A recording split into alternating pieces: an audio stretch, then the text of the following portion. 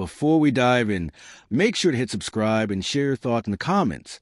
This story is going to hit deep, and I want to hear what you think. It all started with a text that made my stomach drop. So hard I could barely breathe. My phone buzzed while I was at work, and when I unlocked it, her words were staring back at me like a knife. I have someone else now, maybe we should break up. I dropped my phone on the desk, my hands shaking.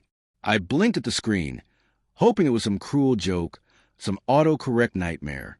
But there it was, unblinking, undeniable. The quiet office suddenly felt suffocating. My heart pounded, my head spinning with disbelief. At first, I questioned myself. Had I done something wrong? Was I imagining the signs?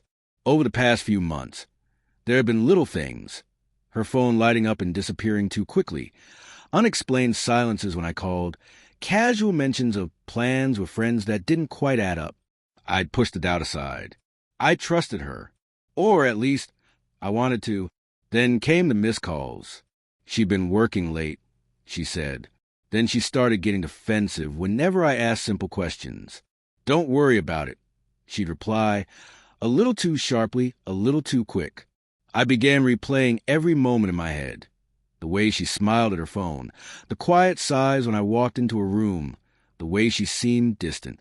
I felt like a fool for noticing, but pretending I didn't. I tried to shake it off, clinging to the love we had. I thought about the small tests I jokingly set up, seeing if she'd remember certain inside jokes, if she'd notice little changes I made to see if she cared. I thought it was playful, a way to keep our connection alive. I never imagined they would end up being a prelude to this. But then, the evidence started stacking itself in front of me like bricks on my chest. A notification she left open on her laptop. A message that wasn't meant for me. Can't wait to see you tonight. My mind raced. Could it really be true? Could she really have someone else while telling me everything was fine? I felt my chest tighten with panic, and a part of me wanted to scream. Another part wanted to throw up, and the rest just fell hollow. I confronted her one evening. Tried to keep my voice steady, though my hands trembled. We need to talk, I said. She avoided my eyes, and that was when my heart began to fracture properly. She confessed not with malice, not with glee, but with a strange, heavy sorrow. She told me she hadn't meant for it to happen, that it was complicated, that she didn't know how to stop it once it had begun. She spoke in a rush, spilling truths I didn't want to hear, and yet I listened. I listened because I loved her once, and even now, a part of me wanted to understand. Every memory we had became a flash of pain. The quiet mornings we shared, her laughter over coffee, the small notes I'd leave in her bag. Did any of it mean anything to her? I wondered if she remembered them as fondly as I did, or if they were just background noise and stories she had already rewritten without me. Anger bubbled beneath the surface, sharp and bitter, but so did sorrow. I wanted to scream, to hit something, to shake her until she felt a fraction of this hurt. Instead, I sat in silence, absorbing the betrayal, my mind circling the same questions. How could someone I trusted so completely be here and now be gone? When she asked if we could stay friends, I felt a strange clarity wash over me. I realized this was no longer about love. It was about respect, about self-worth, about knowing when to stop giving pieces of yourself to someone who no longer values them. I told her we couldn't. Not now. Not ever.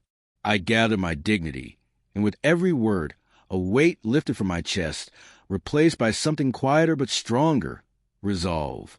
Leaving the apartment that night, the silence felt less like loneliness and more like liberation. I didn't look back. I didn't need to. The past was gone, and with it, the illusions. I drove without music, the world outside a blur, and for the first time in weeks, I breathed freely. It hurt, yes. It stung, burned, and it left scars I know will linger. But in that pain, I found a piece of myself I had forgotten existed. The part that knows it's worth more than being anyone's second choice.